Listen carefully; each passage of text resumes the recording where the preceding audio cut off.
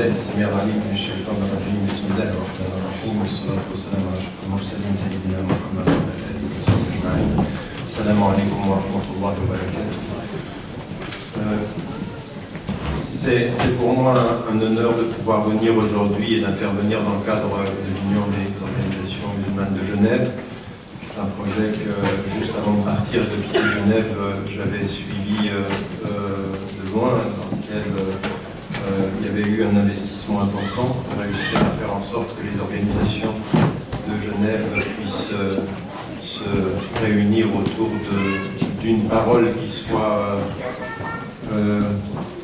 plus unie et en même temps d'une ouverture à l'endroit de la cité de Genève. Et donc c'est le thème d'aujourd'hui, union et ouverture, sur lequel on m'a demandé de pouvoir intervenir et sur lequel j'aimerais m'arrêter un instant avec vous parce que ce sont deux termes qui sont importants, ce sont deux termes qui sont connotés positivement.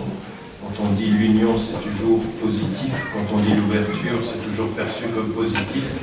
Le problème avec les mots qui sont positifs, c'est qu'on en idéalise la réalisation, mais qu'on n'en comprend pas forcément toujours l'exigence quant à la compréhension et quant à l'application.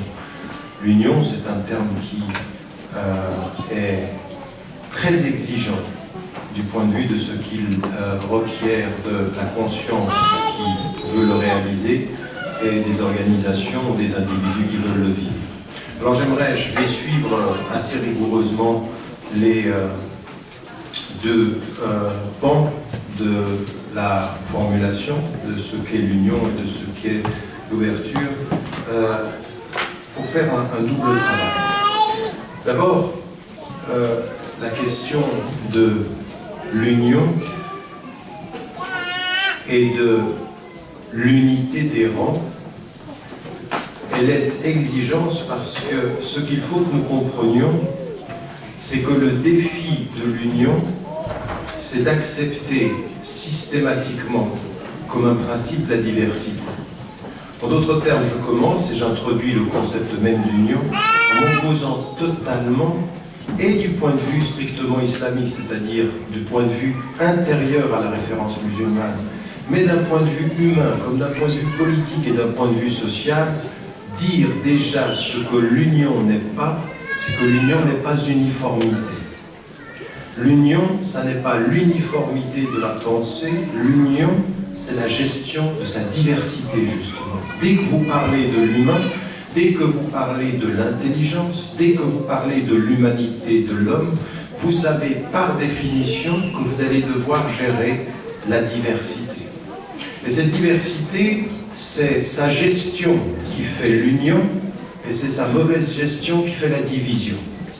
Et malheureusement, quand nous faisons face d'un point de vue interne à des divisions, nous idéalisons parfois la notion d'union en espérant une sorte d'uniformité de la pensée. Il faudrait que nous pensions la même chose pour que nous puissions être unis de façon solide.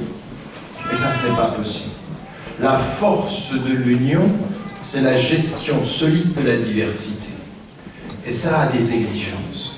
Ça a des exigences parce que tous nos idéaux, même quand on commence avec une formulation que l'on comprend, quand on comprend et que l'on dit d'un point de vue musulman, la ilaha illallah, il n'est de Dieu que Dieu. C'est un principe. Mais le dire comme principe va être très exigeant pour l'humain de le vivre. Dire l'unicité de Dieu avec sa conscience, ça veut dire purification du cœur avec son être. Ça veut dire engagement dans l'effort, pas d'acceptation en connaissance de l'un sans réalisation dans l'effort de la réalisation de cet un en un. Raison pour laquelle Tawhid el-Rububiyya, c'est-à-dire la compréhension de l'unité de l'un, de Dieu, il est un, est toujours et systématiquement lié à Tawhid el-Uluhiyya, c'est-à-dire comment, dans ma vie, je vais réussir à libérer mon cœur de ce qui l'enchaîne pour réaliser l'unité dans mon cœur. Dire l'un, c'est dire, en tant qu'être humain, je dois faire l'effort de cette réalisation-là dans mon cœur. Et quand on dit l'union, au niveau humain, comme idéal, ça va vouloir dire comment est-ce que je vais le réaliser. Comment, dans ma compréhension, j'entends, quand il est dit tenez-vous fermement à la corde. Et les mufassirun, ceux qui ont dit de la corde, c'est le Coran, c'est la parole révélée. Ce qu'on dit majoritairement, c'est le Dieu unique, et tenez-vous fermement à cette corde, ce texte, et ne vous divisez pas. Qu'est-ce que ça veut dire? Tenez-vous fermement à ce livre, c'est que ce livre est l'élément central de votre union, mais ça ne veut pas dire que vous allez tous le lire de la même façon. Le texte, par définition, parle à des consciences, parle à des intelligences, qui vont lire le texte qu'il leur dit, c'est-à-dire entraidez-vous, basant votre entraide sur la piété, sur la reconnaissance de Dieu et sur cet amour révérentiel de Dieu. Faites cette unité autour de ceci, autour de Dieu, pour Dieu, en Dieu, sur la base de ce texte. Mais qu'est-ce que ça veut dire, ça? Il suffit que je cite le Coran, que je dise le Coran pour que l'union soit faite? Non. Parce que par définition, le Coran est un texte, et qu'un texte dit, il y aura pluralité d'interprétation. Et donc ce que ça va vouloir dire, n'est pas pluralité d'interprétation avec ceux qui sont dans l'islam ou à l'extérieur de l'islam, non. C'est clairement, d'un point de vue juridique, le fait que dans l'histoire musulmane, si vous prenez toute la tradition sunnite, toute la tradition chiite, ensemble, on a eu jusqu'à 30 écoles juridiques. Et qu'est-ce que c'est qu'une école juridique? Le même texte, différentes interprétations. À partir du moment où l'interprétation ne rend pas l'illicite licite ou le licite illicite, tant qu'on est dans ce cadre-là, on accepte la diversité d'interprétation. Donc en l'occurrence, il est dit, soyez fermes dans votre unité au nom du texte, tout en sachant que le texte dira la diversité de l'interprétation. Et quand vous avez compris ceci, quand vous comprenez ce que ça veut dire, déjà vous enlevez de votre vocabulaire ou même de vos espérances l'idée de l'uniformité de la pensée. Et quand on dit qu'on n'est pas pour une uniformité de la pensée, eh bien maintenant ça nous revient. Ça nous revient à nous en nous disant qu'est-ce qui va nous permettre, en comprenant l'unité de la source, la diversité de la lecture, qu'est-ce qui va nous permettre de faire une union? Alors, du point de vue de l'intérieur, j'en parle du point de vue de l'intérieur parce qu'aujourd'hui, nous sommes en train de faire face au plus grand défi de l'époque. Jamais, de la façon dont les choses se réalisent aujourd'hui, nous n'avons, enfin, c'est arrivé dans l'histoire, mais cette fois-ci c'est massif. Ce qui est en train d'arriver au Moyen-Orient, par exemple, ce qui est en train d'arriver même parfois, qui revient à nous ici, c'est des divisions quant à nos appartenances à l'intérieur de l'islam et une division même dans nos rapports à nos positionnements par rapport au monde. Alors il faut que de ce point de vue-là, on soit extrêmement rigoureux. Le problème que nous avons dont on parle d'union, c'est l'idéal de l'objectif et la confusion quant aux moyens. Nous sommes confus quant aux moyens. Nous avons une pensée confuse, nous avons de très beaux idéaux, mais la force d'un idéal, c'est la clarté des moyens qui y mènent. C'est la clarté des étapes. C'est la compréhension qu'il y a des étapes qui y mènent.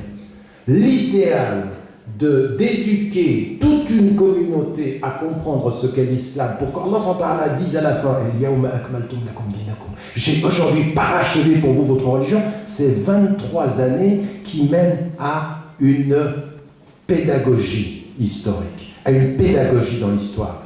Connaître l'objectif, déterminer les étapes.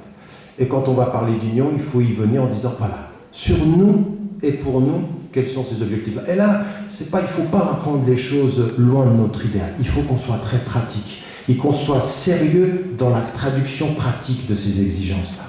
Et ça, clarté et pratique. Clarté et traduction dans la pratique. Comment est-ce qu'on peut faire? Qu'est-ce qu'on doit comprendre? Alors c'est à ça que j'aimerais vous amener sur la première partie de l'exposé en disant, quand on en revient à ce qui peut nous diviser, quand nous faisons référence, un Dieu unique à l'intérieur. Alors là maintenant on va le prendre à l'intérieur de la communauté musulmane, comme première étape, puis ensuite s'ouvrir dans l'interaction avec les femmes et les hommes qui nous entourent et qui ne partagent pas notre foi, qui ne partagent pas nos religions et qui parfois même nient Dieu ou sont dans la position du questionnement. Les agnostiques ne répondent pas à la question, ils ne disent pas oui, ils ne disent pas non, ils disent je ne sais pas. Et jusqu'à ce que j'en sois sûr, je ne sais pas. Donc on a une position qui est une position de suspens. Et donc quand on vient maintenant à l'intérieur de la communauté, des communautés musulmanes ou de ce qui est notre référent, on va s'apercevoir et on va essayer de déterminer, de circonscrire quels sont les domaines sur lesquels l'union, qui n'est pas uniformité, peut être en danger. Essentiellement trois. Alors, encore une fois, j'ai 45 minutes, donc je simplifie l'exposé sans vouloir simplifier la complexité de son contenu. Mais la première étape, quelle est-elle? La première étape, elle est une division ou une potentielle diversité. La division, c'est le risque de la diversité. La diversité peut être la richesse d'une communauté qui s'unit. Eh bien, elle peut être d'abord sur l'interprétation des textes. Ça, c'est un premier secteur.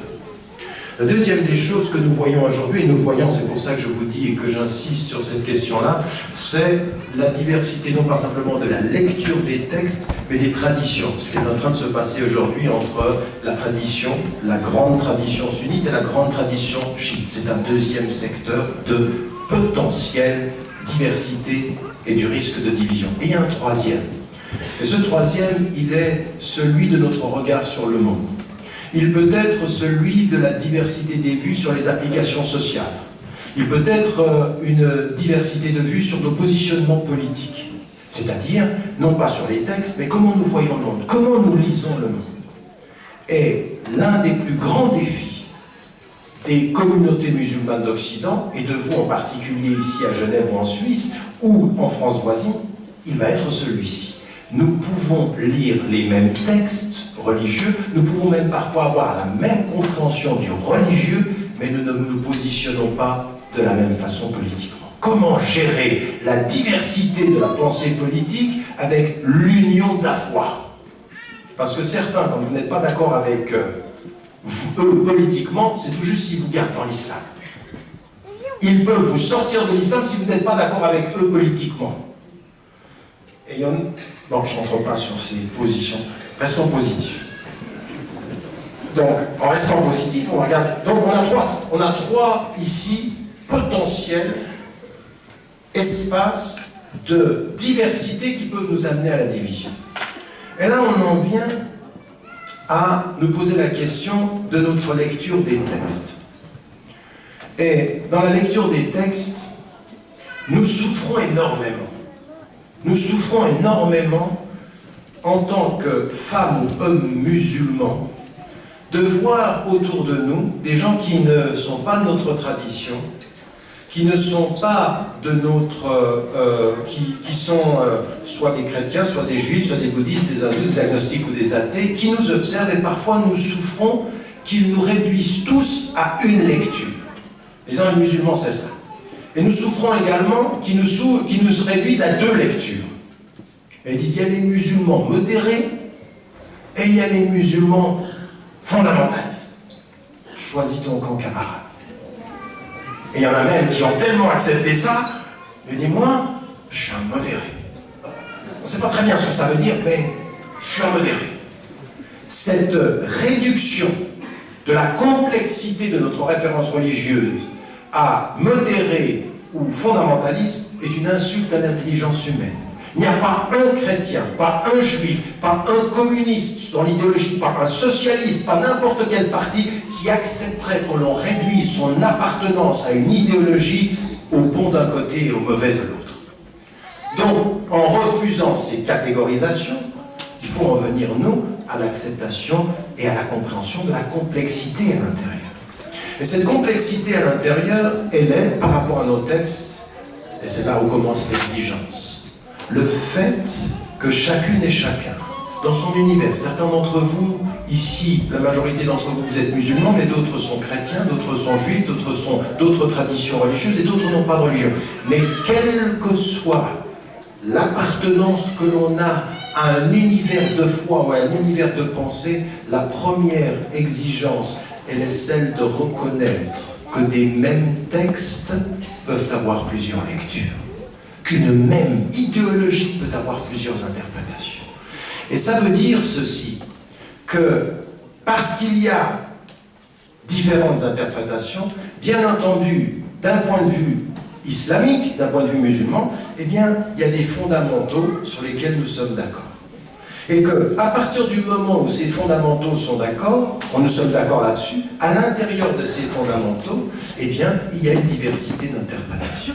Mais ça va très très loin, puisque les savants n'étaient même pas d'accord sur la validité d'une prière si derrière l'imam vous dites ou non la Fatiha. Jusqu'à là, ils ne sont pas d'accord. Mais ils se respectent et tous sont d'accord sur le fait qu'il faut prier. Donc sur le fondamental de la prière, pas de discussion. Sur l'interprétation de ce qui va la rendre valide, diversité d'interprétation. Et aucun d'eux n'est allé vers l'autre en lui disant « kafir ». Ce qui est un mot à la mode chez beaucoup de jeunes aujourd'hui après 2 semaines d'études islamiques. Et ça n'est pas admissible. Ça n'est pas admissible de pouvoir dire et mettre quelqu'un à l'intérieur quand on n'a pas la connaissance, non pas simplement la connaissance des principes, mais la connaissance de la diversité d'interprétation sur les principes secondaires. Quand vous n'avez pas cette connaissance-là, vous ne pouvez pas mettre les gens à l'intérieur, excommunier selon la tradition chrétienne ou faire l'exercice du takfir selon la tradition ou dans la tradition musulmane. Donc qu'est-ce que ça veut dire? Ça veut dire que d'un point de vue personnel, la première attitude de celui qui veut travailler dans l'union quant à l'interprétation des textes, c'est l'humilité quant à son rapport au texte. L'humilité intellectuelle et l'humilité de la compréhension. L'humilité, elle est fondamentale. Qu'est-ce qu'elle dit? L'humilité, elle dit, j'ai mon opinion, mais j'admets qu'il y a d'autres opinions tout aussi valides d'un point de vue musulman, tant que, eh bien, des gens qui ont étudié la question nous disent qu'il y a des opinions valides. Il y a plusieurs opinions sur la façon dont on pratique notre religion. Il y a plusieurs opinions sur des attitudes qui sont liées à des cultures. Il y a plusieurs opinions. Sur la question de la musique, je l'ai souvent dit, il y a plusieurs opinions. Donc on a des opinions. Et on les admet à partir du moment où effectivement personne n'a remis en cause le fondamental. Et ça veut dire que la première des choses, la première attitude dans cette gestion-là parle au niveau de tes connaissances. Et si tu n'as pas la connaissance de la diversité des opinions, dis j'ai mon opinion, alhamdoulilah, et je ne juge pas les autres. Première des attitudes, la connaissance. Et je vais vous dire une chose, quand vous commencez à étudier, vous vous apercevez qu'il vous en manque tellement de connaissances, que la première des choses que vous commencez à faire, c'est d'arrêter de juger les gens trop vite. C'est inversement proportionnel à ceux qui n'ont pas de connaissances et qui commencent à devenir des tribunaux avant même d'avoir la connaissance de savoir ce qu'est un tribunal et sur quoi il se base. Donc on a une attitude ici qui est la connaissance et le jugement ne peut se faire qu'à partir de ça. Deuxième chose, c'est ce que je disais, c'est la dimension de l'humilité. Et quand vous venez et que vous comprenez une petite sourate qu'on répète souvent, Wallah, أعوذ بالله من الشيطان الرجيم بسم الله الرحمن الرحيم والعصر إن الإنسان لفي خسر إلا الذين آمنوا وعملوا الصالحات وتواصوا بالحق. Là, il y a une condition. Par le temps, on va vers une perdition. C'est une situation extrêmement difficile, le temps, parce qu'on voit avec le temps qui passe que des principes se perdent et que les gens perdent le sens. Mais il y a une chose qui est importante. Ceux qui vont rester solides dans le temps qui va vers la perte, ce sont ceux qui vont s'entraider dans quoi? Dans la dimension de la persévérance, de l'endurance. Vous avez bien compris, pour pouvoir faire l'union, il faut avoir l'endurance de chercher la connaissance et l'humilité de ne pas juger ceux qui n'ont pas la même connaissance. Deuxième des éléments, il y a un principe qui est un principe de vérité. Et ce principe de vérité, ça veut dire qu'à un moment donné, eh bien, il faut qu'on établisse l'union sur des principes qui soient aussi des principes sur lesquels nous croyons en cette vérité et surtout nous croyons en des principes de justice. La dimension essentielle ici, elle va être une dimension de justice et de reconnaissance à l'intérieur. Nous le savons d'un point de vue musulman. Donc ici, une exigence importante. Et ça veut dire quoi? Traduit à des femmes et des hommes, à l'intérieur de la communauté musulmane, ou à l'extérieur d'ailleurs, n'importe quelle personne qui croit en quelque chose ici comprend très bien ce que je veux dire. C'est clair ça. Quand on croit en quelque chose, avoir le principe de vérité, je crois en cette vérité, j'essaie d'acquérir la connaissance pour la comprendre, et j'ai l'humilité de ne pas juger ceux qui la comprennent différemment. Maintenant, si quelqu'un vient avec un principe qui sort de la religion, comme on a pu avoir d'autres traditions qui disent il y a un prophète après un prophète, là on n'est pas dans la diversité à gérer, on est dans le dialogue interreligieux. On sort d'un cadre, c'est autre chose. Là, moi je parle de l'intérieur. Et dans cette dimension-là, chacune et chacun d'entre nous doit faire ce travail-là. Et très souvent, il faut, avec la quête du savoir, ça c'est quelque chose qui est élémentaire, la recherche de la connaissance. Mais la recherche de la connaissance, c'est pas pour venir devant les gens dire voilà ce que je sais, c'est parfois de se regarder devant un miroir pour se dire voilà ce que je ne sais pas. L'humilité c'est ça. L'humilité intellectuelle c'est je ne sais pas. Moi j'avais, avec les gens avec lesquels j'ai étudié quand j'étais en Égypte, on a fait 64 situations sur lesquelles les savants ne sont pas d'accord. Mais quand vous voyez jusqu'à quel détail ils vont sur leur désaccord, vous dites vous ferez mieux de se taire quant au jugement des gens.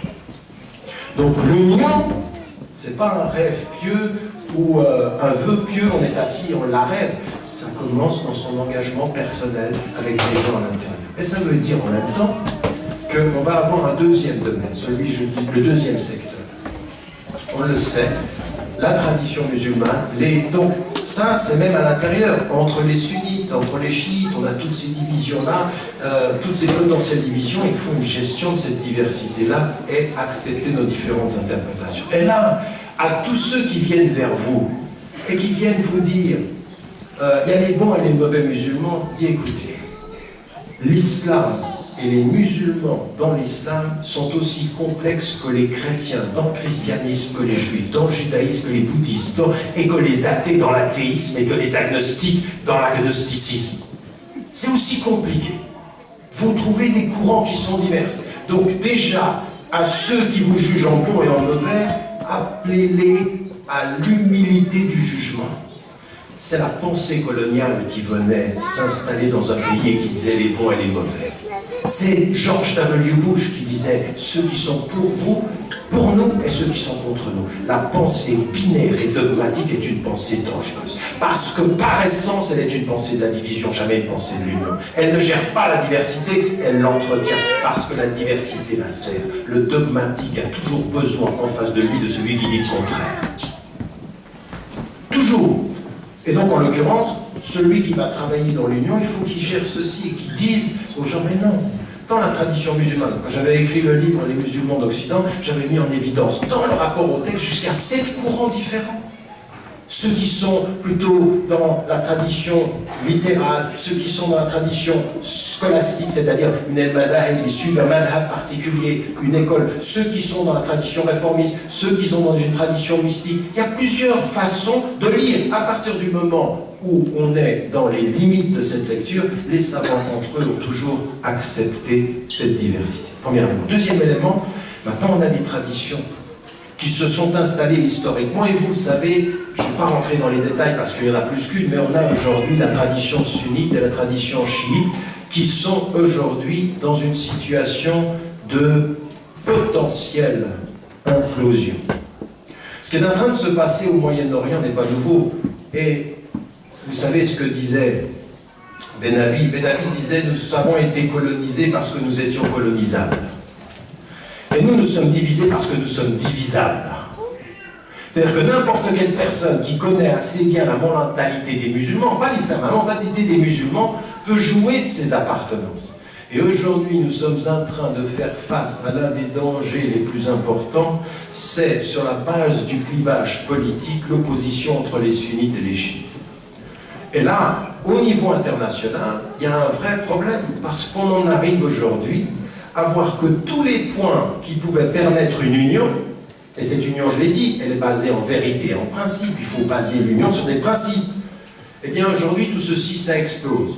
À un moment donné, ce qu'il y avait au Moyen-Orient, face à la répression et face, par exemple, à la position de la politique de l'État israélien vis-à-vis des Palestiniens, il y avait quelque chose qui était transversal. On était clairement contre l'oppression.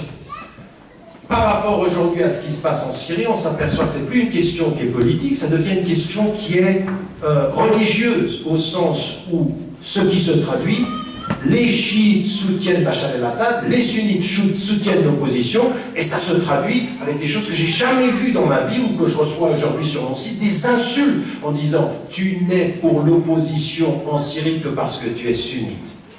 Et quand j'avais décidé d'être à Presse TV, qui est une chaîne iranienne, j'avais décidé à la suite de toutes mes discussions avec le courant réformiste iranien pour être une voix sunnite là-bas, pour pouvoir dire nous devons avoir ce dialogue et nous devons rester en contact. Et j'ai vu énormément de savants qui sont dans cette attitude qui est qu'il faut ce dialogue-là. Et nous, si on continue à tomber dans l'analyse politique superficielle en la traduisant dans une opposition chiite-sunnite, eh bien, nous n'allons pas nous en sortir.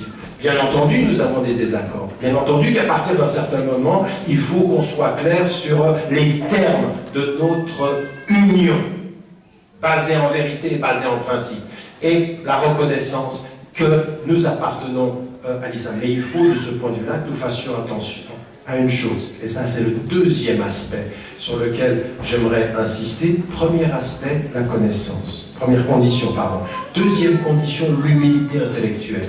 Et la troisième, c'est la maîtrise de ses émotions. La maîtrise de ses émotions, parce que ça, c'est le pire qui puisse être. Quelle est la caractéristique de l'émotion en psychologie élémentaire? Toute personne qui est colonisée par ses émotions a l'intelligence qui travaille avec moins de clarté et les sensations, l'audition qui est pratiquement sourde. Sous le coup de l'émotion, j'entends moins. Et si j'entends moins, difficile de dire que je suis pour l'union. Quand j'entends moins, je ne m'entends que moi. L'émotion est l'opposition à la gestion. L'émotion, attention. Il y a du bon dans l'émotion, c'est dans l'excès qu'il y a un problème. Il y a un excès. C'est un des grands problèmes que nous avons par rapport à certaines sociétés en Occident, aujourd'hui, et même par exemple en France voisine, c'est pas que les gens ne sont pas suffisamment intelligents pour entendre, c'est que parfois le sujet est tellement hystérique que vous avez l'impression de parler à des gens qui n'entendent pas. Et certains, ils vous disent double discours. Vous avez envie de vous arrêter et de dire, mais qu'est-ce que tu as entendu avant de dire que j'ai un double discours? L'émotion est telle, le sujet est tellement passionné qu'on n'entend plus. Eh bien, entre les musulmans aujourd'hui, dans la gestion de la diversité des tendances, nous sommes dans une émotivité qui est trop grande, au point que nos analyses politiques, que nos analyses sont emportées par des émotions qui produisent de la division. Nous n'avons pas la sérénité. Et moi, il n'y a qu'une seule chose que je comprends. Quand on dit la ilaha illallah, et quand on prend comme exemple le prophète, et quand on prend les grands savants comme prophète, on comprend une chose. On comprend une chose, c'est que la gestion de la différence, elle se fait avec beaucoup de sérénité et beaucoup d'écoute. Elle est basée sur la connaissance, elle se fonde sur l'humilité, et elle est marquée par la maîtrise émotionnelle. La maîtrise de nos émotions, en disant qu'il faut faire attention, il ne faut pas se laisser emporter. Et moi je suis désolé, les dernières expériences de ces années, c'est de voir au Moyen-Orient, comme dans les sociétés majoritairement musulmanes, comme dans les sociétés occidentales, des femmes et des hommes qui prient avec la conscience qu'il faut maîtriser les émotions et qui parlent de tradition à tradition sous le coup de l'émotion. Et c'est triste quand vous voyez à des moments donnés que même des savants entrent dans ce jeu-là parce qu'ils sont emportés. Vous savez comment fonctionne le monde aujourd'hui? Deux choses. Vous savez, les statistiques nous parlent beaucoup de quels sont les deux domaines dans lesquels les hommes, et en particulier quand on dit les hommes ici, c'est plutôt les mâles, les masculins. Oui. Notez que malheureusement c'est une maladie qui est en train de se répandre au-delà des genres. Il y a deux choses qui emportent l'émotion, les émotions populaires. Il y a d'abord les sports, et la deuxième des choses, la politique. Et ça, dans le monde arabe, vous voulez mener les gens parler de sport ou parler de politique. Et on est dans un registre totalement émotionnel.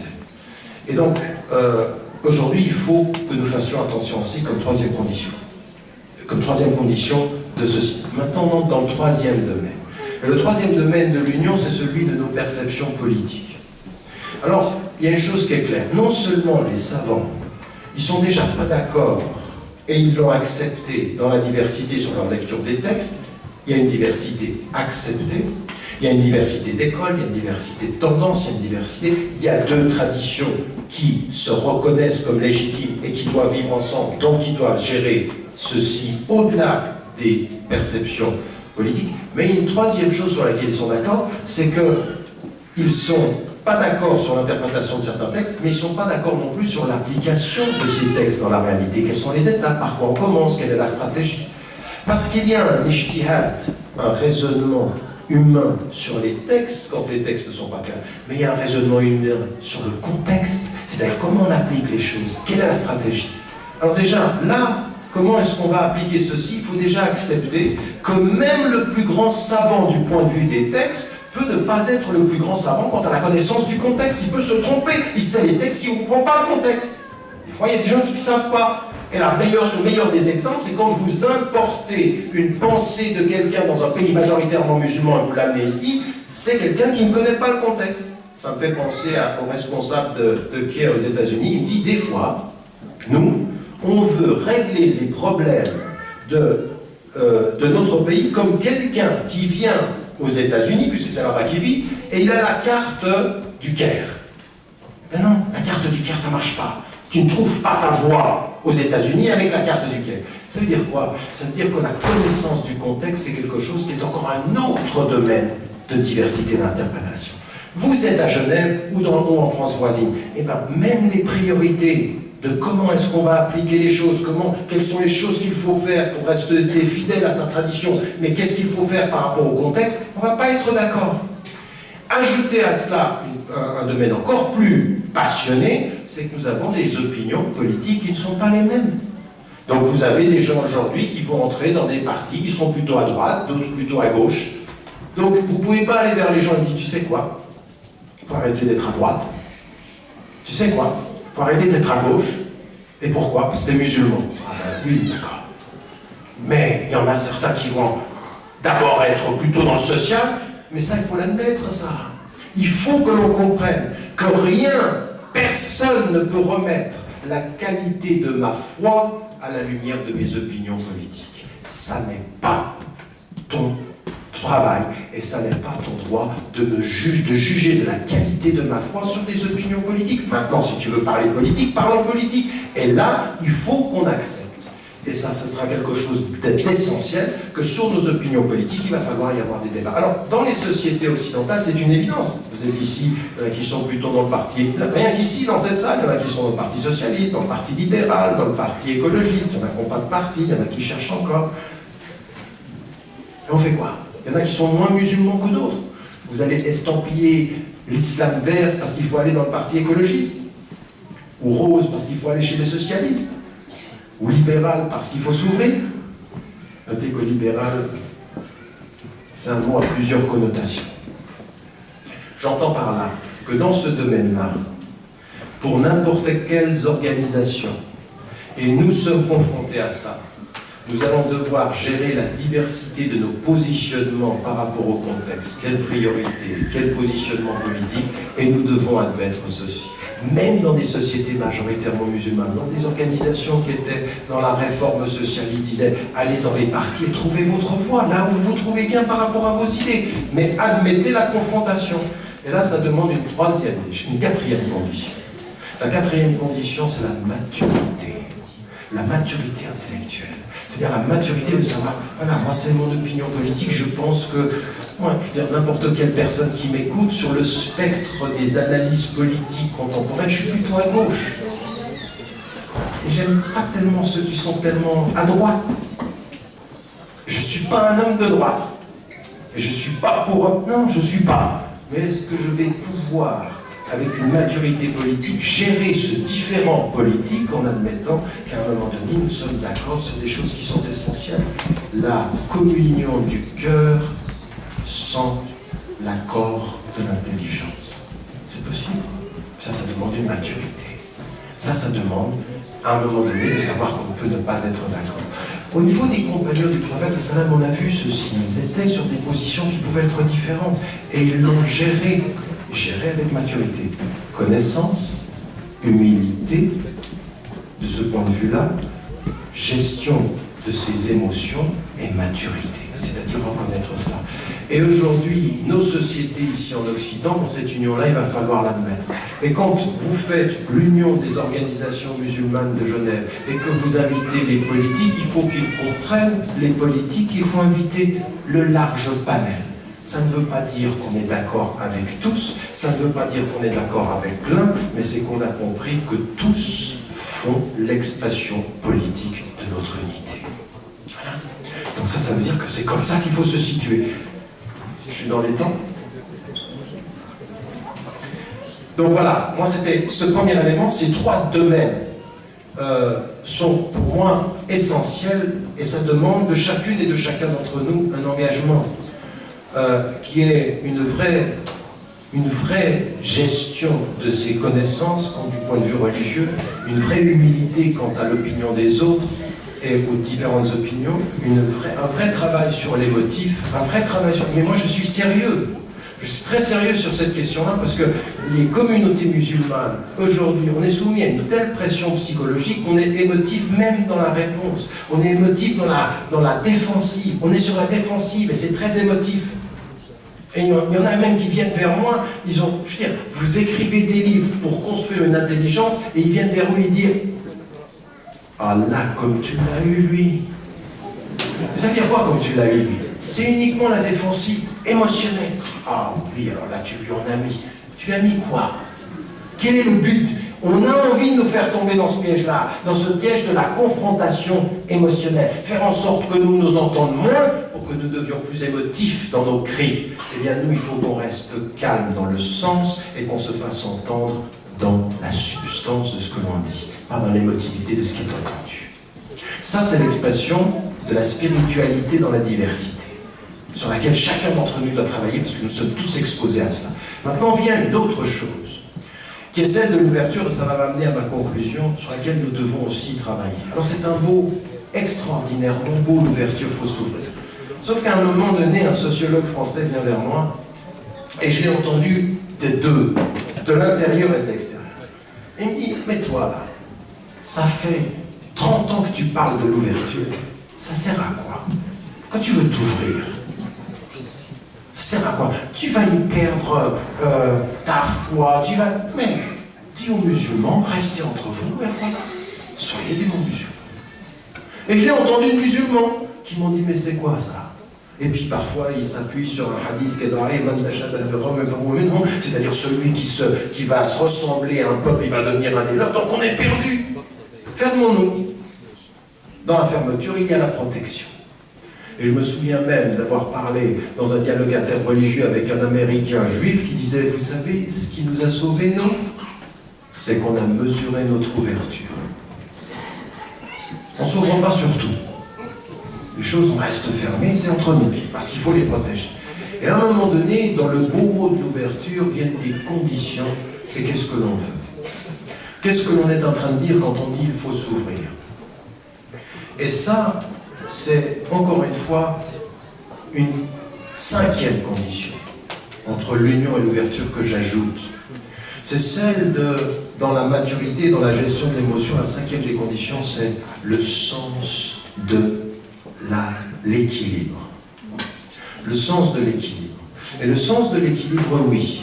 Il faut s'ouvrir, il faut être, mais il faut qu'on place les objectifs qui sont clairs.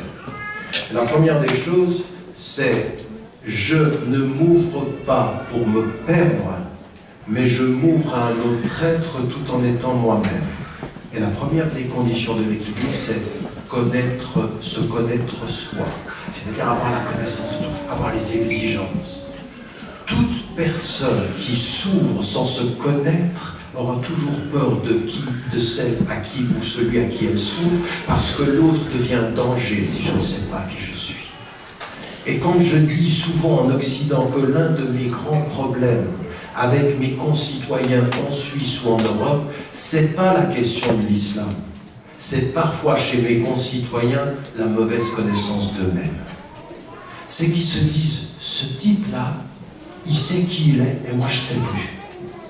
Si lui il sait, moi je ne sais pas, c'est un danger pour ce que je ne sais pas. Et il y a un vrai doute quant à soi. Et c'est pourquoi l'une des conditions d'ouverture, c'est cet équilibre entre la connaissance de soi. Je ne m'ouvre, regardez, la formule coranique, même par rapport à ça, elle est extraordinaire. Parce qu'il y a l'implicite et l'explicite. Nous avons établi en nation et en tribu pour que vous vous entreconnaissiez. Il y a quelque chose qui est implicite, c'est que connaître l'autre passe par implicitement se connaître soi-même. Et ta'aruf, c'est-à-dire que vous entreconnaissiez, c'est qu'avec votre connaissance de vous-même, vous alliez à la connaissance de l'autre. Et la connaissance de l'autre, cette égalité-là, dans la connaissance, elle passe par un équilibre. Donc l'ancienne formule socratique, elle est historique aussi. Je sais qu'il y a certains musulmans, quand on leur dit Socrate, ils disent mais pourquoi est-ce qu'il a cité un kafir? Elle dit écoutez, il y a certains, il faut les rassurer. Il y a parfois dans les propos de certains qui n'étaient pas musulmans une sagesse qui est totalement en accord avec l'islam. L'islam ne dit pas qu'il est musulman, qu'il est islamique que ce qu'un musulman a dit. L'islam dit est islamique tout ce qui a été dit par les gens et qui est juste. L'islam il dit la sagesse c'est la propriété perdue du musulman. Il l'apprend partout, il la trouve. Et quand Socrate dit connais-toi toi-même, il dit un principe fondamentalement ancré dans la tradition musulmane. Connais-toi toi-même. C'est-à-dire connais qui tu es, sache qui tu es. Ouvre-toi, non pas en étant vide de toi, mais ouvre-toi en sachant qui tu es. Et ça veut dire que les gens ne comprennent pas qu'aujourd'hui, quand s'installent en Occident des organisations musulmanes qui travaillent sur la connaissance de soi, ça n'est pas un indice de fermeture, c'est un indice de potentielle ouverture. Si et seulement si, on s'installe pour se connaître, et installé en se connaissant, on s'ouvre pour s'entreconnaître, pour connaître autrui. Donc il y a des conditions ici. Et ça, c'est vrai individuellement. Individuellement, cette connaissance de soi, cette connaissance de ses principes, elle est importante pour soi. Et je vais même dire plus. En fait, l'ouverture et la connaissance de l'autre, c'est aussi dialectique. C'est-à-dire, je commence par me connaître pour connaître l'autre, mais la connaissance de l'autre me renvoie à la connaissance que j'ai de moi-même. C'est pour ça qu'il nous est dit en tant que musulmans, nous avons établi comme témoin. Qu'est-ce que c'est un témoin? Un témoin, c'est quand vous le voyez, vous le voyez vivre avec ses principes et ça vous renvoie au vôtre. Et vous évaluez ce que vous êtes à la lumière de ce qu'est ou il est. Le témoin renvoie au sens, il renvoie à ma connaissance, à ce que je suis. Et moi, ce que j'attends d'un chrétien, ou ce que j'attends d'un juif, ou d'un bouddhiste, ou d'un athée, ou d'un agnostique, sois le témoin de ce que tu crois, parce que dans la cohérence de ce que tu crois, tu m'aideras à être mieux moi-même et à grandir. Donc il y a une dimension qui va dans les deux sens. Et ce qui est demandé aux musulmanes et aux musulmans, dans cette ouverture, c'est attention, il ne s'agit pas de se dissoudre. Il s'agit d'être le témoin de ce que l'on est, ça demande, de ce point de vue-là, de le savoir. Donc un équilibre. Et puis il y a la deuxième partie. Et cette deuxième partie de l'ouverture, elle a des exigences. Parce que certains n'ont pas compris. Certains, ils voient l'ouverture comme le fait de plaire à ceux qui ne sont pas parmi nous.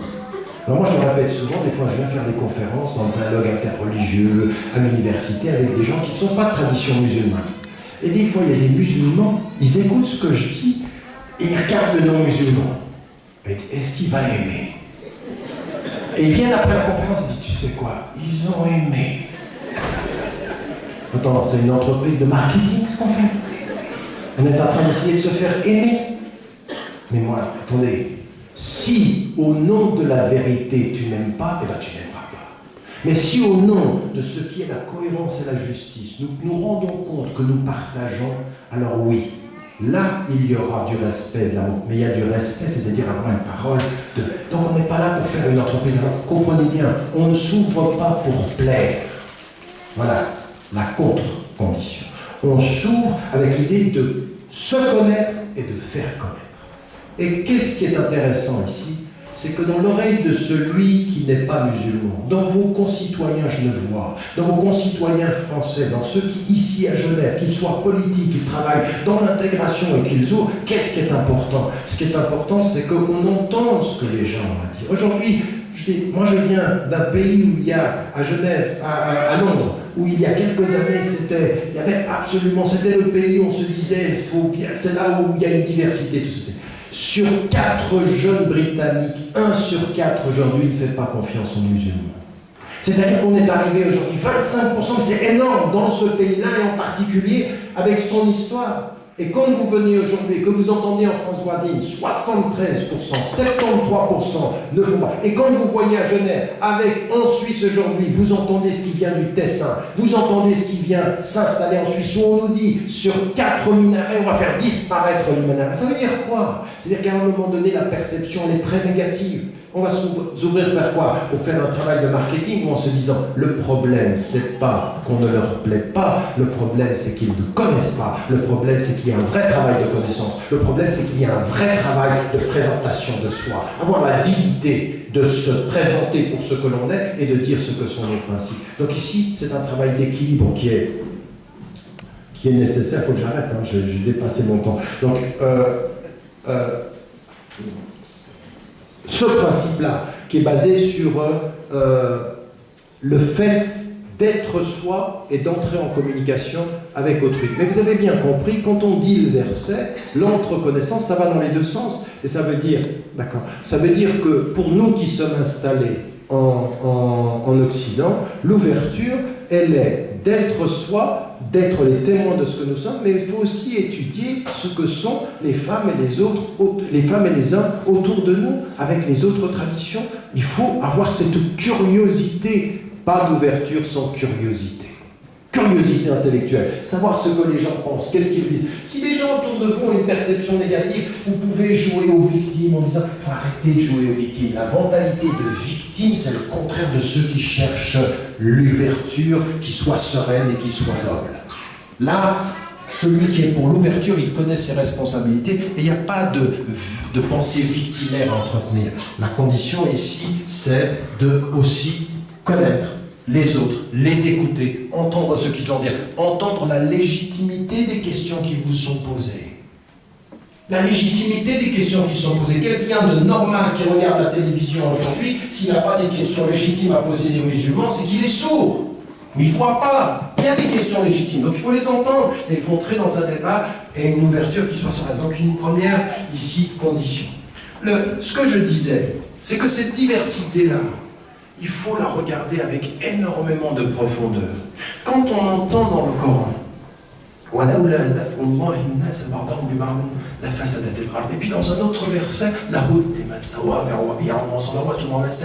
c'est-à-dire qu'il y a ici une référence que la terre aurait été corrompue si les gens n'avaient pas été dans cette diversité. Des gens, un groupe de gens les uns contre les autres. Alors on peut comprendre que la diversité, le risque, c'est le conflit.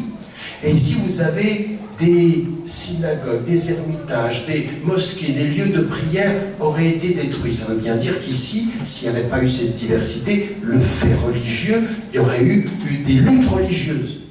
Donc il y a cette idée, attention, le seul être qui ait un pouvoir absolu, un et unique, c'est Dieu, l'unique. Parmi les hommes, sur cette terre, il va falloir gérer la diversité. Et il y a là le risque de la division et la nécessité de la diversité. Mais pour pouvoir gérer cette diversité, il faut qu'on ait, de ce point de vue-là, cette autre conscience, celle qui va venir s'ajouter à la profondeur spirituelle de l'union, de l'ouverture, et qui va se dire, plus je m'ouvre dans la connaissance de moi-même, plus autrui va être et va me permettre de pouvoir grandir. En d'autres termes, parfois vous rencontrez des gens qui ne sont pas de votre religion, qui ne sont pas de votre univers intellectuel. Mais dans le débat serein, dans cette maturité dont je parle, ils vous permettent de grandir, de comprendre des choses et d'approfondir les dimensions de votre humanité. Et c'est ce que vous dit le Coran. Le Coran, il vous dit, la diversité, c'est un risque de conflit, mais c'est la grandeur de l'humanité. Il l'a voulu. C'est pour ça que moi, j'ai dans cette notion de il faut tolérer, tout ça, il faut dépasser la notion de tolérance dans une dimension de respect. À égalité, on est dans le respect. On est dans cette connaissance-là. Et là, cette nécessité de la diversité, il faut la faire, c'est un étendard de vie. Donc, l'union, basée sur la diversité, et la diversité comme condition de mon ouverture, comme condition de mon aide. Regardez comme les deux mots maintenant se parlent. Gérer la diversité pour l'union, vivre avec la diversité pour l'épanouissement personnel, pour la grandeur de soi, pour la grandeur de cette communauté, pour la grandeur de cette communauté, cette communion spirituelle, mais la grandeur de l'humanité, la nécessité, la fraction, la compréhension de cette ouverture-là. Et quand on est dans cette ouverture-là, alors c'est là où on comprend, il ne s'agit pas de se dissoudre, il s'agit d'être ouvert. Et puis, dernier élément, et c'est ma conclusion, c'est que aujourd'hui, au nom de l'ouverture, parce que les perceptions sont négatives, il y a des gens qui viennent et qui nous disent, eh bien, la meilleure des façons d'être ouvert, c'est de disparaître. Donc, oui, aujourd'hui, les mosquées sont plus visibles. Hier, elles ne l'étaient pas. Les foulards que vous portez sont plus visibles. Hier, il y en avait moins. Oui, il y a des tenues et des couleurs qui apparaissent aujourd'hui et qui font la diversité culturelle. Eh bien, aujourd'hui, si vous voulez être ouvert, si vous voulez qu'on vous accepte, ben, faites disparaître cette visibilité-là. Eh bien, moi je dis exactement le contraire. C'est pas une question de visibilité. Au bout du compte, j'avais eu une discussion avec Marine Le Pen qui me disait en France, il faut que vous changiez vos noms. Arrêtez de vous appeler Fatima et Abdelrahman. Appelle-toi Jean et boucle-la. Ça ne va pas être. Parce que même si vous changez de nom, vous n'allez pas changer de couleur. Moi, quand je me souviens d'être allé à New York, où quelqu'un vient avant moi, il me l'a dit en anglais comme ça, très bien, il me dit, moi je m'appelle Mo. C'était Mohamed, il avait coupé, Mo. Il me dit, ça ne le fait pas. Je veux dire, je ne sais pas comment tu vas pouvoir vivre comme ça. Et quand on nous impose ça, cette désintégration, c'est pas l'ouverture. C'est la perte de soi. C'est le contraire de tout ce que j'ai dit. Donc ce qu'il faut faire de ce point de vue-là, ça n'est pas chercher l'invisibilité de l'ouverture, c'est la qualité de la visibilité. Et il y a une qualité, bien entendu, il y aura des mosquées, bien entendu, il y aura ça. Mais à partir de ce moment-là, notre ouverture, il faut qu'elle soit une qualité distinctive. Et c'est là où cette ouverture, elle doit être une contribution. Nous devons être, là où nous sommes, les agents de cette contribution, que l'ouverture réconcilie nos sociétés avec les principes que l'on chérit. On chérit le respect, on chérit la justice, on chérit le vivre ensemble. Eh bien, il faut que notre présence, elle soit cette visibilité distinctive, éthique, fondamentalement présente dans le respect que l'on a les uns des autres. Pas simplement dans la différence de nos couleurs ou la différence de nos tenues vestimentaires. Ajouter à la différence vestimentaire la capacité d'avoir la similarité des principes. Pouvoir dire, je ne m'habille pas comme toi, mais j'ai les mêmes principes de justice. Je ne mange pas comme toi, mais j'ai les mêmes principes de dignité. Je prie 5 fois par jour, mais quand il faut se lever en face de l'immigré que l'on exploite, l'étranger que l'on rejette, le noir que l'on ne respecte pas, le travailleur que l'on exploite, eh bien nous sommes d'accord. C'est ça, cette visibilité-là. Et les citoyens suisses de confession musulmane, il faut qu'ils ajoutent à la distinction du visible physique, la distinction du visible éthique. Éthique. Ils sont là avec la capacité de réconcilier les sociétés et leurs valeurs. Merci.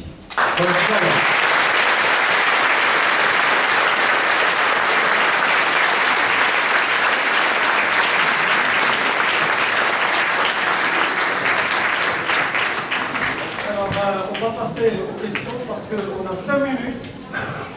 5 questions. Je prends 5 questions. On ne va pas faire long. Ok, une question pas. Juste. Merci beaucoup vraiment. Je voudrais juste rajouter à votre liste, la toute dernière liste que vous avez mentionnée, qu'il y a aussi les Suisses au Musel, malheureusement. Ok, est-ce que quelqu'un a une question? Je prends encore les jeunes derrière. Toi, tu peux t'approcher vers le côté.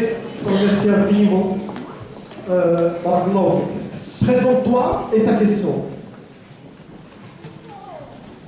Ça m'arrive que vous êtes très court, je m'appelle Yassine. J'aurais une question par rapport à l'intégration de certains groupes de jeunes au sein de la communauté.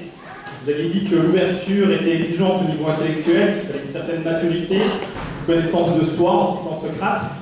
Certaines personnes, elles peuvent faire cette démarche, elles sont assez équilibrées, ou qui ont fait cette démarche intellectuelle de manière personnelle, qui sont arrivées à être équilibrées et se connaître soi-même pour pouvoir connaître l'autre. J'arrive tout de suite à la question. Il y a deux groupes de jeunes que n'importe quel jeune ici dans cette salle peut découvrir ou rencontrer autour de lui. On a des extrémistes, c'est des gens qui, comme les femmes, ils vont jusqu'à mettre la burqa pour, comme vous avez dit, se protéger et s'isoler, ou des jeunes garçons qui s'habillent de manière traditionnelle, entre guillemets, pour se protéger et parce qu'ils n'arrivent pas à se connaître, ils ont peur de l'autre. Et de l'autre côté, on a des gens qui sont dissous dans la société, qui sont complètement perdus et pour être acceptés de l'autre, ils s'habillent exactement de la même manière, sortent avec eux et sont complètement dissous dans la société. Ma question elle est très pratique. Comment récupérer ces deux catégories de jeunes pour pouvoir les amener à l'ouverture, les amener à ne pas se perdre et qu'ils soient dans l'ouverture avec nous? Merci beaucoup.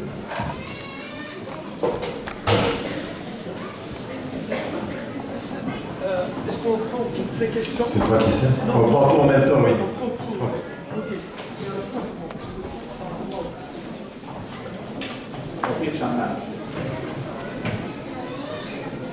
Cohérence et justice face à la question syrienne qui taraude l'humanité au XXIe siècle. De là, je me demande comment on peut faire face à la diversité entre musulmans sunnites et chiites, avec l'Iran derrière la Russie qui justifie un massacre à ciel ouvert. Alors, est-ce que quelqu'un d'autre? Ok, mon frère, alors, viens donc de ce côté. C'est la troisième question. Maintenant, mon frère, tu te présentes. Salam alaikum. Une question, parler de se lever. Donc ici on a Genève et bientôt avec l'ONU il y a le Genève 2. Donc c'est encore une fois c'est politique. Ici on est au centre. Donc concernant la Syrie, les massacres aussi qui se sont passés en Égypte, on est au centre. Comment faire pour mobiliser un peu plus quand on voit qu'il y a des rassemblements qui se passent sur la place des nations et que malheureusement il n'y a pas beaucoup de monde qui se réunit? Comment nous, au niveau de la communauté musulmane, on pourrait booster tout ça en fait? Voilà. Ok, essayez s'il vous plaît, deux questions restent, mais dans le sujet. S'il vous plaît. Alors, est-ce que derrière là, ok, une seule. Mais c'est le sujet. Alors, elle est seule. Salam alaikum, je m'appelle Sylvanie. La question est, il y a l'ouverture et on est pour l'ouverture, mais il y a le rejet de certains partis suisses, surtout dans les discours politiques et dans les débats télévisés à la TSR suisse. Merci. Tu as bien entendu mon frère là, les questions? Oui. Ok. Ouais. Une dernière, je suis là. Une dernière? Ok, mon frère, je te passe le micro. Tu te présentes. Abdelkarim Zidouni, je remercie Talab pour sa conférence. Au niveau de la diversité politique pour les musulmans, que penses-tu du parti qui a été créé, je crois, l'année dernière en Belgique, Islam? Et est-ce qu'un parti similaire pourrait voir le jour pour agrémenter un petit peu cette diversité? Merci.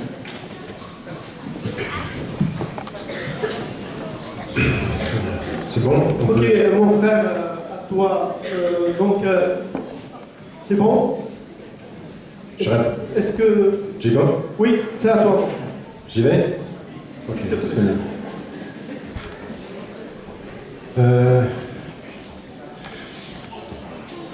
Juste pour réagir à votre remarque, il y a aussi des Suisses que l'on muselle. Et... Oui, je pense qu'il y a des situations sociales et politiques où il y a des gens qui ne parlent pas ou qui ne peuvent pas parler. Encore une fois, ma position... Vous savez, moi, ce que j'essaye de faire dans tous ces débats-là, c'est d'avoir, et vous allez le voir aussi dans mes réponses aux autres questions, c'est toujours d'avoir une position de principe.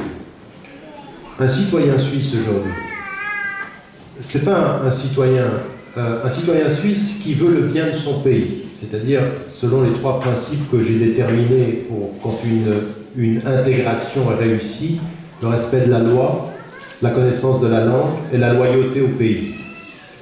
Eh bien, cette notion de loyauté, c'est que toute personne, quelle que soit sa nationalité dans le pays où elle se trouve, doit avoir une loyauté critique.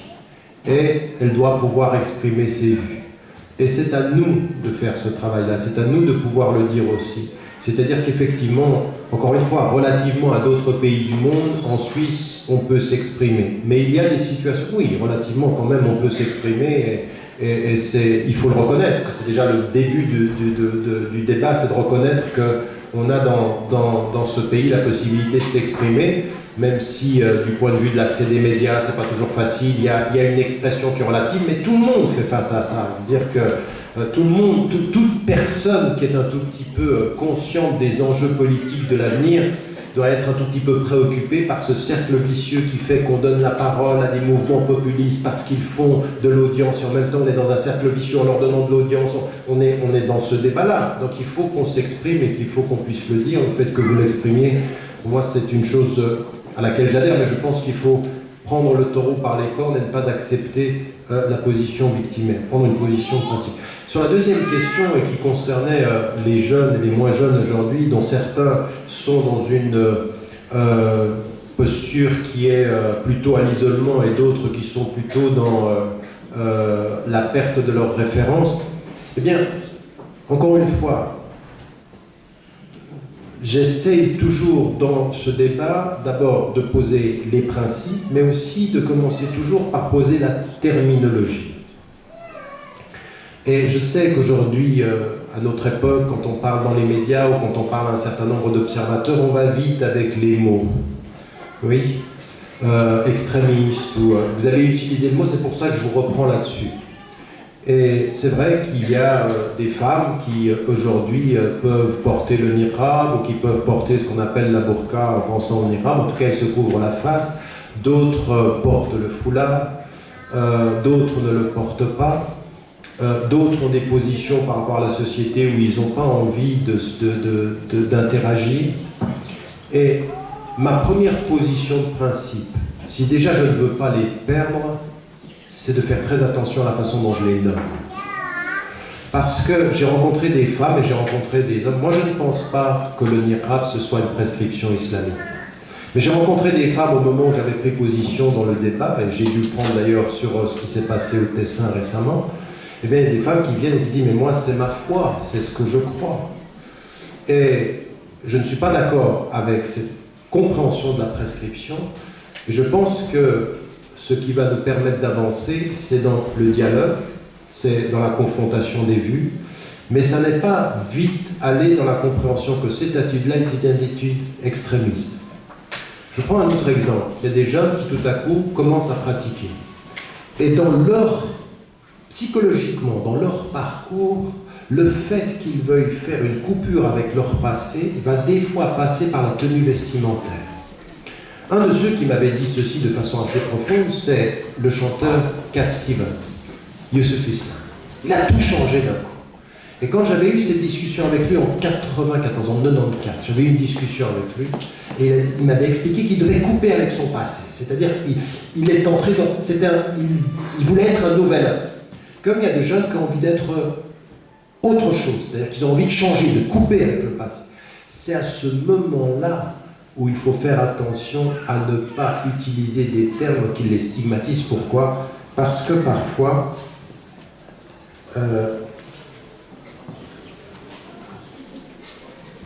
Attendez, il faut que je termine ma réponse et puis je reviens là-dessus. Qu'est-ce que je disais?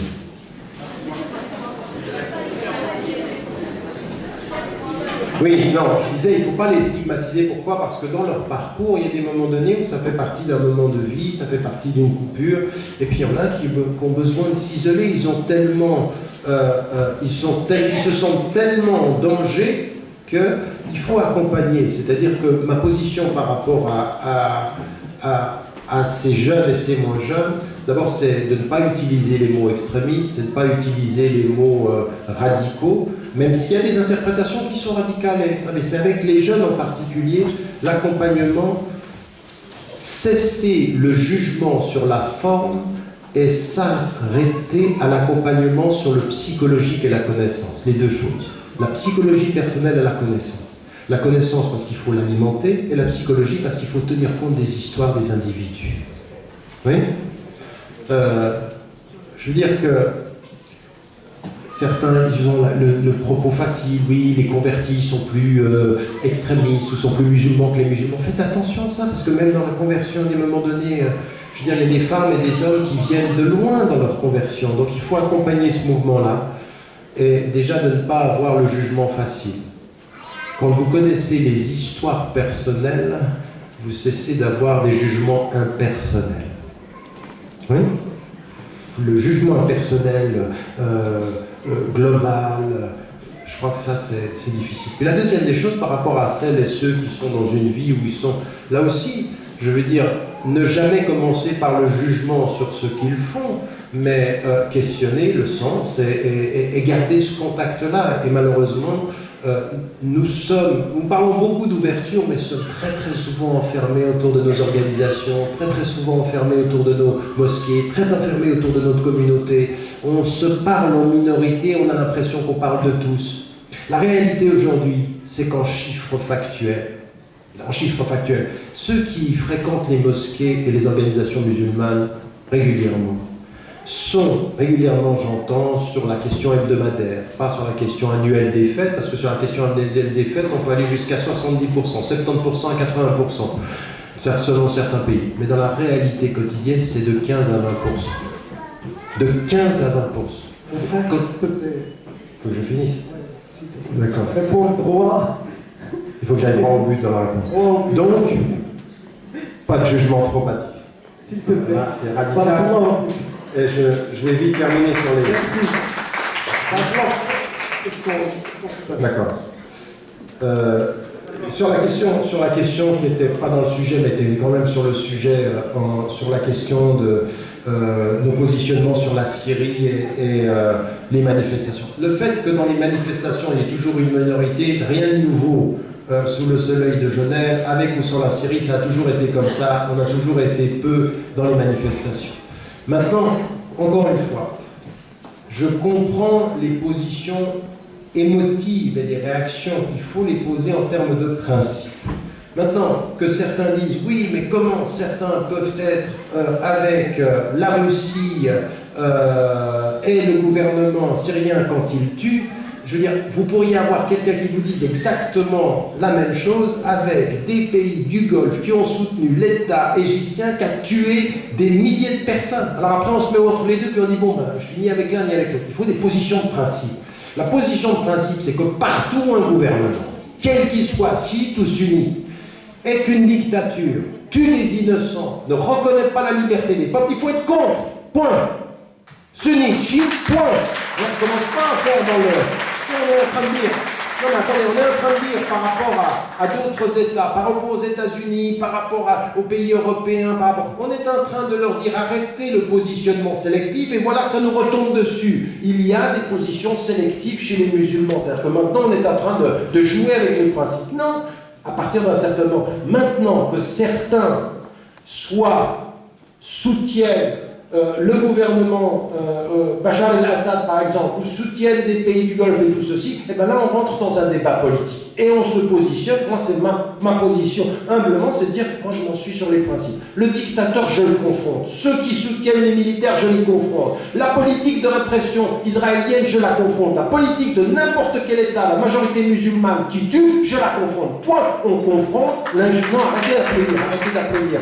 Moi j'ai une fatwa personnelle dans ce... Vous savez, je prends toujours l'exemple. Quand vous lisez un livre et que vous avez une bonne idée, vous n'êtes pas en train d'applaudir quand vous lisez le livre. Réfléchissez à ce que vous lisez. Non ? Donc arrêtez d'applaudir chaque fois qu'il y a une bonne idée qui passe. Faites comme si vous étiez devant un livre. Donc en l'occurrence, ici, c'est pour bien expliquer que ce n'est pas une fatwa religieuse, c'est juste une attitude intellectuelle. D'accord ? Donc en l'occurrence, ça me paraît être une position de principe. Dernière des choses sur laquelle, donc c'est la même chose par rapport à Genève 2, par rapport à tout ce qu'on peut être. Genève a accueilli beaucoup de ces initiatives. Les accueillir, c'est une bonne chose, à nous de savoir nous positionner politiquement. Et dernière chose que je voulais dire par rapport à la question de l'ouverture et de certains partis de Suisse qui ne sont pas pour l'ouverture. Alors, encore une fois, et je terminerai là-dessus parce que c'est vraiment, à la limite, c'est la substance de ce que l'on disait par rapport à l'ouverture sur le plan politique. Pardon, je termine. Ouais. En 2 minutes.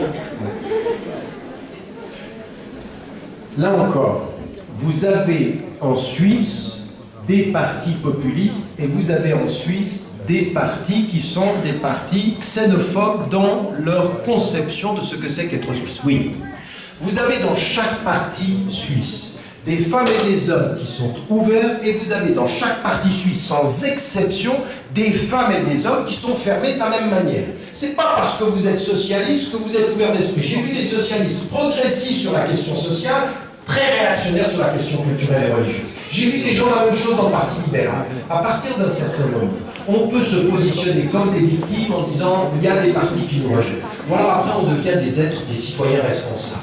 Et on rentre en dialogue avec ceux qui en Suisse ont bien compris qu'en fait, les partis populistes et les partis xénophobes en Suisse, c'est pas un danger pour les musulmans, ou c'est pas un danger pour les étrangers, c'est un danger pour la Suisse. Ce sont des personnes qui sont en contradiction avec les valeurs que l'on défend. Positionnons-nous avec des gens qui défendent ces valeurs, au lieu de nous mettre et de nous isoler dans la marge, et d'en arriver de ce point de vue-là à ne pas jouer le jeu. Et ça m'amène à la dernière réponse par rapport à la Belgique. Je suis totalement opposé à cette idée de créer, ça s'est fait avant en Angleterre, ça s'est fait en Belgique, un parti politique musulman qui va jouer à se positionner comme musulman sur le champ politique, et souvent le discours qui en sort est un discours victimaire. Moi je préfère une femme et un homme qui a des principes et qui, dans le cadre politique qui est présent, s'inscrit où il veut ou où elle veut sur le plan politique et viennent apporter des propositions sur la question scolaire, sur la question sociale, sur la question... Il faut que les musulmans cessent de parler en tant que citoyens européens que quand on parle de l'islam. Le meilleur citoyen musulman est celui qui, comme citoyen, peut parler de toutes les questions sociales de son pays. Il y met de l'éthique partout et il arrête d'apparaître uniquement quand on parle de lui. L'islam ne nous a pas demandé de parler uniquement quand on parle d'islam. L'islam nous apprend à parler partout où il y a des principes. Et des principes, il y en a partout. Voilà, merci.